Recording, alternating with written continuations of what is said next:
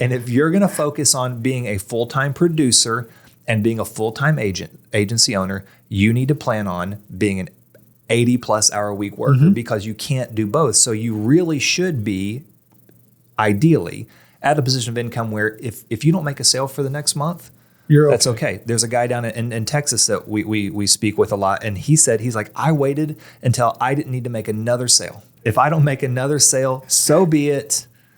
I'm going to recruit. I'm good on my residuals, and I'm just going to focus on working on the business.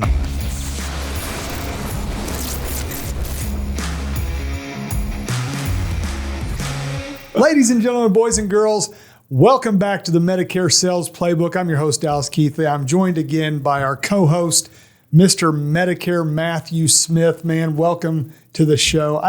I feel like I shouldn't welcome you to the show. Like, this is your house now. My wife doesn't say, hey, welcome to the house every time I come in. I mean, but I'm thrilled every time that you. So I appreciate the welcome back to the show because I know one day you might just be like, welcome to out there. Yeah, we're going to talk after this. But today we have got an exciting topic. This is something we've been doing a series of trainings and the comments that we got on YouTube and Spotify. I don't know if you can leave, but I've heard the comments that we are getting are saying we want more training. We want more applicable stuff. We like the interviews. We're going to keep those up, but we want to throw in some training that can help you and grow your business. And today what we're going to talk about is something that I've done a lot of in my career. I know you've helped a lot of people do it, is growing a team, right? Yep. How to grow a team. And the title that I gave it is, Why Can't I Grow? And as I'm going through this and preparing for today, I kind of thought, Dallas, you're kind of being a jerk to the agent because you're telling them everything that's wrong with them. Like, here's why you can't grow. But I'm a big believer that the only person I can fix is me, right? I can't say, well, I can't grow because that agent sucks, or I can't grow because I can fix me, and then I can go for the people that are attracted to me, right? Sure. And it's not, it's not, I hear you. It's not being critical by any stretch of the imagination. It's the question that every agent's going to ask themselves as they're trying to build a team, they're trying to grow, they're trying to expand all of these things. It works for some people. Right. And for some people it doesn't work. Team building is for anybody, but it's not for everybody. Now, you know how you can make fun of people when you have that condition? It's in the Bible somewhere. Yeah, it right? is. Yeah. Like, I can't go out and make fun of freakishly tall people. Well, you could. Well, but you. Sure. Yeah, you can do that. I was trying to make fun of a freakishly tall person at this time. I got you. I know where you're going. Yeah, appreciate that. But I feel like I can say this about insurance agents. Guys, we're weird. Insurance agents are a distinct people. It takes a different kind of person to some of the weirdest people I've ever met. And one of them's in the mirror every morning are insurance agents. Yeah. And so sometimes we have to develop a system and develop's not the right word, but we have to realize things about ourselves in order to grow and succeed. That's all I'm trying to say very nicely, but I didn't say it very nicely. No, that's certainly not at the top of my resume is like number one, weird. Yeah. But you're right. Like we are an interesting group of people, but a peculiar people. The Bible says that's a good word. Peculiar people. Yeah. Okay. Lost your thought there. Lost it there. So, but something that we don't think about a lot as we're starting in the industry. Something that we do, I think the way we usually do start it is unless you're a very interesting line of people, is we just think about us. Right. Like we don't run out of the gate like day one, be like, dude, I'm going to grow like a massive conglomerate team. Like we just step into it. A lot of people, they're like, dude, I heard there's a lot of money in Medicare. Mm-hmm. I want to help people. I want to impact the community that I live in. I want to take care of my family. I want to build a residual income, all of these different things. And so we really just think about us. And then at a certain point in time, we have the question of like, dude, I should try to grow this thing. Yeah. And therein comes the question of how am I going to do that? Yeah. And there's a lot of people out there that are trying to grow and they can't. Mm-hmm. So let's attack some things reasons people can't grow. The first thing that I wrote down is number one, are you duplicatable? Are you something or someone that, one, someone else would want to be, right? Sure. 2, are you duplicatable? And I wrote down under that, do I have a system that can scale and that others can just step right in and do? You and I were talking about an agent before that he wants to grow a team. And this is going to sound like a backhanded compliment, but one of the reasons he can't grow a team is because he's just a hard freaking worker. Works 18 hours a day, writes more business than anybody I know. And just, then he's like, hold on, well, everybody sees my paycheck. They want to be it. They want to have it. But then I take them out in the field with me and they're like, no, I ain't doing that. Yeah. Right. And that's kind of a catch-22 because we want our agents to work hard. We want you to work hard. But then you have to realize that some people are not willing to work as hard as you do. And that's not a slight to anybody. Mm-hmm. Some people are just wired differently. And it's not that, and this guy, he will grow a team. Yeah. But he recognizes that the thing that makes him so attractive, the thing that makes them so attractive, that is that the magnetism of what they do is that, what draws them is their production. Because people look at that, they're like, man, I'm writing 3, 4, 5 policies a month. This dude's writing 4 policies a day. Right. I must be doing something wrong. Right. And we can duplicate systems. Like we can like growing finding clients, those kind of things. It's not rocket science. There's not a secret sauce. No. But for some people that we'll call it the secret sauce, it's just them. Mm-hmm. Like not everybody's going to work from 6 a.m. till 11 o'clock at night. Right. Monday through Sunday. Some people want to play more golf and do less work. Some people want to do it. But then there's some folks that they're like, I just want to work. Yeah.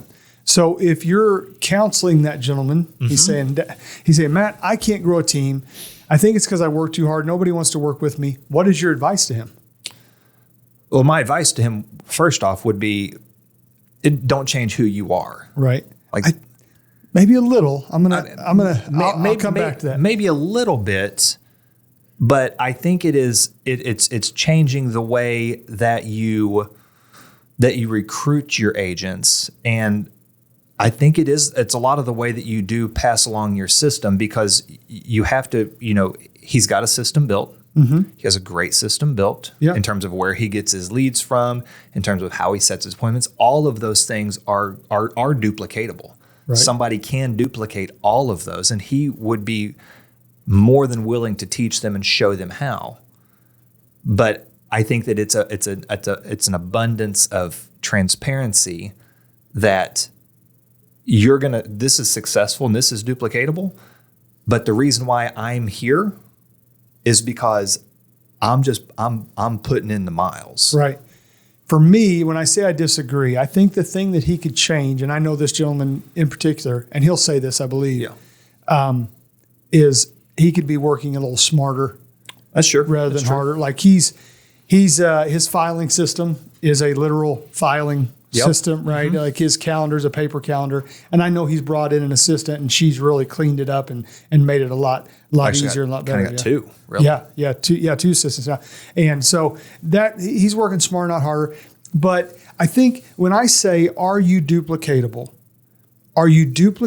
to the average individual? Sure. Are you duplicatable? So I think the largest reason agents fail is they don't get in front of enough people because they don't have a system. I was talking to a lady this week. She wants to get in the business. She's like, I said, what are you worried about when it comes to getting in the business? She said, I'm worried about learning product. I said, okay, then you're going to be fine. Because that's the easy part. Mm-hmm. We'll help you with that. We'll train you. We'll get you going on that.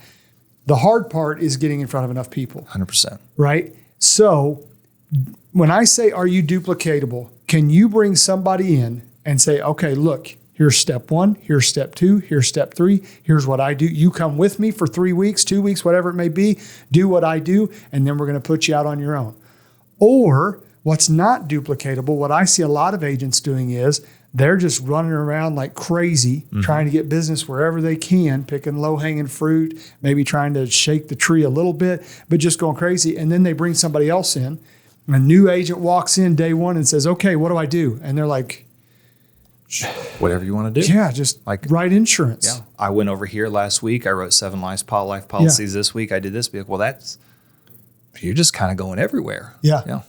So be duplicatable. Look at yourself. Are you somebody that somebody else would want to be, right? The second thing I wrote down is, do you have time? Do you have time? Because now I want to, one of my biggest pet peeves, I love this industry. This industry has given me a lot. I know it's allowed for you to have a great life. And so I get frustrated when I see things that tarnish our industry. Sure. And I think one of the things that tarnishes our industry, now this is an opinion piece right here, boys and girls. Okay. We won't hold you to it. I don't like MLMs. Okay. And when I say MLMs, now my daughter asked me when we were getting into, she was talking about doing insurance. She said, Dad, is this a pyramid scheme? I said, well, take this word scheme out, but really all businesses are a pyramid. Sure. You have the CEO, then you have the people under him, them, and in the past me, right? Yeah. But when I say MLM, I'm talking about you walk in day one, Matt, welcome to ABC Company. Who do you know that could come work for us? We need 30 people. We need you write down 30 families and friends, and that's who you're going to call first. That's who you're going to call first. But not only that, you're going to recruit 30 people. Yep. Right? You're going to build a team. We need to know who's your cousin. Where does he work? Who's your uncle? Where does he work? Who's your sister? Where does she work? And they're just immediately recruiting. And to me, that's just, it's so, it turns the insurance market into something dirty and just really unattractive. But it also kills that agent. It lowers the percentage of this of success for that agent, the chances of success. Because if you come in, this business is complicated, especially Medicare, right? If you come in and now you've got 30 people underneath you on day 2, and you're trying to figure out how to spell Medicare, and they're calling you going, hey, how do I do my certs? How do I fill out this app? You're like, I don't know, right? I agree with you. I think maybe we kind of I think you hit something on there that's really, really important. And I think it's a great topic to discuss, almost kind of like putting it in front of that a little bit, is how would an agent know? Because again, a reason why they might not be growing is because they might just not be ready. Right. To have somebody underneath them. To have somebody under them. Yeah. What would you say if an agent told you, hey, I'd like to build a team, but I don't know if I'm ready? How would you help that agent now? Like, what should they be considering? Because we see agents who have been in the business for 20 years get their first team member. Right. We see agents who have never looked at a book come with an agent. Yeah. So how would you counsel an agent who says, I want to build a team, how do I know if I'm ready? Why? Why do you want to build a team? That's my first question. Okay. Why do you want to build a team? If it's, I want to make money, that's okay. I'm not going to say, no, that's the wrong reason. It can't be your only reason. Sure. Right? If it's, and you know, sometimes people come in pairs. I've got an agent right now. He's like, hey, listen, I'm ready to come on board. And I was telling my buddy about it, not recruiting it. He's like, dude, I'm in. Where do we go? You know, so sometimes that happens. Sure. But I would say, 1, why? And then I would say 2, okay, write me out. You're getting ready to recruit me. Write me out a list of everything that I'm going to do to be successful in the first 3 months. What do I do? If you can do that, if you can say, okay, step 1, here's where you go to get your license. Step 2, here's where you go to get contracted. Let me show you how to do that. Step 3, here's where the carriers that you need in this area. Step 4, then we're going to ride along together, you and I together. Step 5, I'm going to put you out on your own. You're going to have Slack and all this stuff. I'm going to help you and all that stuff. And if you can do that, and that's where I come back to the time thing, if you have time to do that. Sid James, who we've had on the show, Sid James let us know that one of the big reasons he loves to do Medicare is because it gives him the opportunity to build residual income. So if he doesn't make a sale that week, he's okay. Yep. So that allows him to take a new agent. The residuals are coming in, paying his bills. He takes the new agent, works with them for a week. So something to think about in all of that is obviously number one is you have to be in a position of knowledge to actually be able to impart. Now there's a difference. Is like if you and me were just buddies on the street and we're like, hey, and I said, hey, I'm going to go into Medicare. You think, hey, that sounds fun. We'll go learn it together. That's one thing. We can come in blind as can be, learn together. But it's another thing if I say I have no knowledge of this business. I hear you can make good money, and then I go tell somebody else. I'm like, hey, I'm going to do this. You should come up under me. Yeah. Well, that person's going to be. I'm not their boss at all, but I am going to be their leader in a sense, and I'm going to need to be able to impart wisdom and knowledge. I'm going to be able to show them the steps. Yeah. And if I don't know how to be successful myself, how can I teach that downline person? But that's a great point too, is that you also really need to be at a position of income to where, because it is very difficult. And and I'm thinking of an agent in particular out in Colorado, and they would say that being an agent and being an agency owner are two very full-time jobs. Yes, you would. And if you're going to focus on, being a full-time producer and being a full-time agency owner, you need to plan on being an 80+ hour a week worker because you can't do both. So you really should be ideally at a position of income where if you don't make a sale for the next month, that's okay. There's a guy down in Texas that we speak with a lot, and he's like, I waited until I didn't need to make another sale ever. If I don't make another sale, GT. Yes, sir. If I don't make another sale, so be it. I'm going to recruit. I'm good on my residuals, and I'm just going to focus on working on the business, not necessarily work. And that's it. You're working on. You transition from in the business to on it to on the business. Yeah. Right. The next thing I wrote down is change your way of recruiting, right? Change your verbiage. So here's what I mean. Why do most people get into the business? They don't want to have a boss. Yep. They don't want to have a boss. I want to be free to do what I want to do. I want to work as hard as I want. I want to make as much money as I want. If I want to go watch my kids play soccer at 10 o'clock on a Tuesday, I'm going to go watch them play, right? But then we go out and we say, hey, Matt, you want to come work for me? Now that person thinks, okay, who's my boss? Dallas is. Yeah. Instead of saying, change our approach. Why don't we change our approach instead of saying, hey, Matt, why don't you come work with me or work for me? Why don't we go out and say, hey, Matt, why don't you, I would love to work with you. You and I work together and let's build something. Yeah. Right? Let's work together. You and I build something. You're going to be a sole proprietor business owner. Sure. I'm going to be one. I'm going to help you. I'm going to help you get going. And be honest, guys. We've had this happen in the past where an agent will come in and be like, hold on, so-and-so makes money off me? Yeah. Yeah. Like, I don't know their last name. Be honest and say, I'm going to make money off of you, but I'm going to earn it, right? I'm going to help you get going, and I'm the guy you ask questions to, but you're going to build something all your own. So let's link arms and let's work together. I learned that from Roger Short. He does a great job saying things like, let's work together, not on, That's why you're in the business, right? Absolutely. Yeah. Is the freedom. It is. And that was, listen, I joined the business for the other reason initially was for money. Yeah. Right. Like I was 25 years old, newly married, had a sweetheart offer to go work for a carrier. And I didn't know anything about Medicare. So I initially went into the business because of the income. But I stayed in the business because of the freedom that it can provide. And that is what so many people aspire to have, is that freedom, is that no boss. But you're right. Whenever we're out recruiting people, I hear people say it all the time. I'm going to go out and hire a new agent. I frankly hate that term. Yeah. Don't hire anybody. I hate it whenever and I know hate's a really strong word, but I feel strongly about it. I'm not talking about a person, I'm talking about a word. Yeah. I hate to hear an independent agent go out and say, I'm going to hire another independent agent, because when I hear hire, I think about boss, I think about money, I think about salary, I think about all those things. Yeah, put time clock, all that stuff. Yeah. Don't offer me an independent job. Right.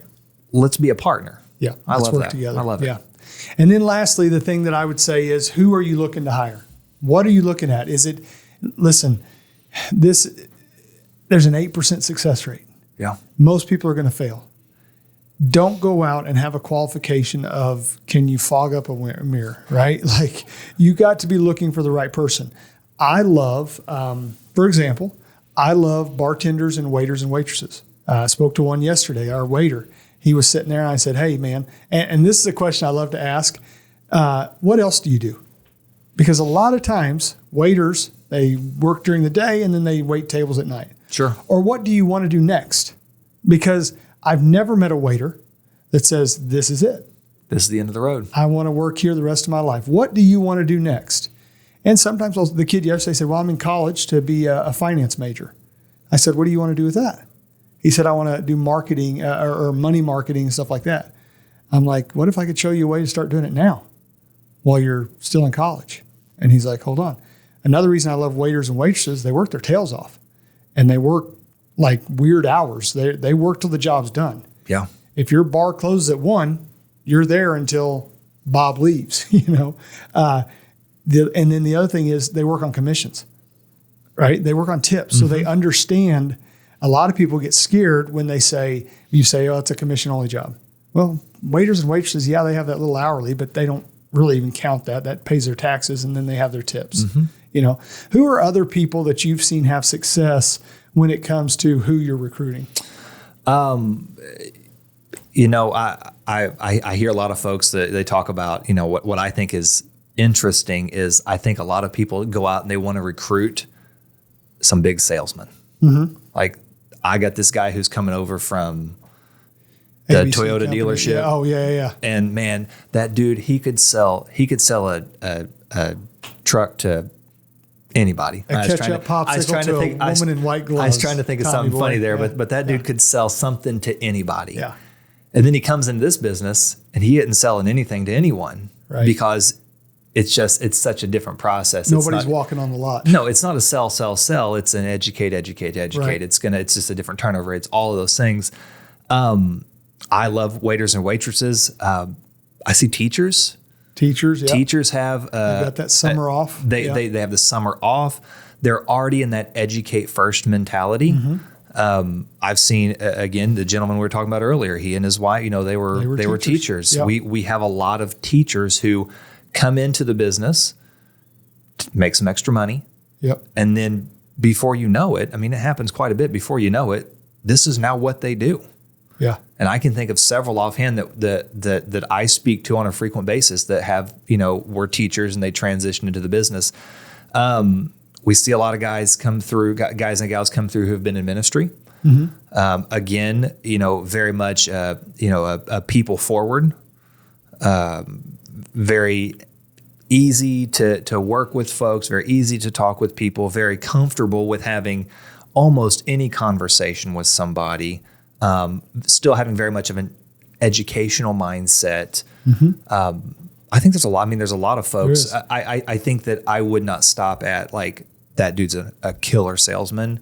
He'll kill it here. I think you're right. There are so many other avenues where folks who have had different careers do wonders in this world. Last question. If you're recruiting, would you rather have somebody that's been in the business 10 years or somebody that's brand new?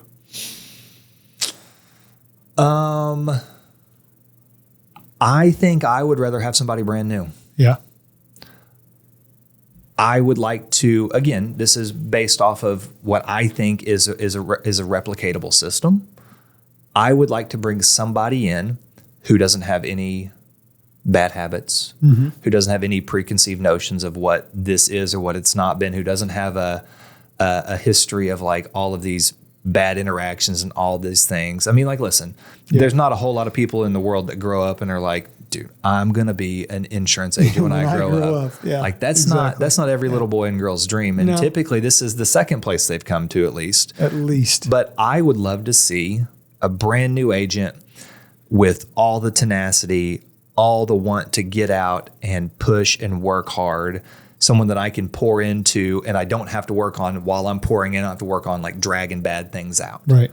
I do so many interviews every week and I hear, dude, I could sell, a ketchup popsicle to a woman in white gloves. Like, I can sell. I've been in this business for 42 years, and I'm just amazing. And just wait till you see what I do. And I always ask them, then why are you? I always ask, can I be blunt with you? And they all say yes. Why are you looking? Why are you? If you've been in the business 42 years, you ought to be making $500,000 a year. Sure. Why are you looking for a new FMO right now? And sometimes there's a legitimate, my company shut down or whatever. But most of the time it's like, well, that last manager I had, his cousin's nephew's brother worked there and they got all the good leads. I'm out. Let's get somebody that is new and still has some vigor for life. Yeah. So. Yeah. I don't, and I tell agents all the time, don't let those people who, again, I say it in a very funny way, but when I went into Medicare, my old boss had to tell the people I was leaving what I was going to do. I had zero idea. Like, I knew my grandparents had Medicare. Yeah. But outside of what that was, I got no idea. I will be caring about medicine. I will be caring. I don't know. I'm going to be talking to, people. Yeah. But don't let new people scare you. Absolutely. I like it, man. Great stuff. Guys, if you are building a team and you would like help, if you're building a team and you've had help, maybe there's somebody, while we're sitting here talking about teachers and all that, you're saying, you know what, I go after these people. Put it in the comments, share it with people. We're trying to make this a community that helps other people. And we love your comments, subscriptions, likes, all that good stuff. Keep doing it. We are going to keep doing some training. We're going to do more interviews, and we will see you next time. I got to back up. I got to thank Adam. I almost forgot. Dude's in there making us look good. Matt, thank you as well. And thank anybody else I forgot. You guys have a great week. We'll see you next time on the Medicare Sales Playbook.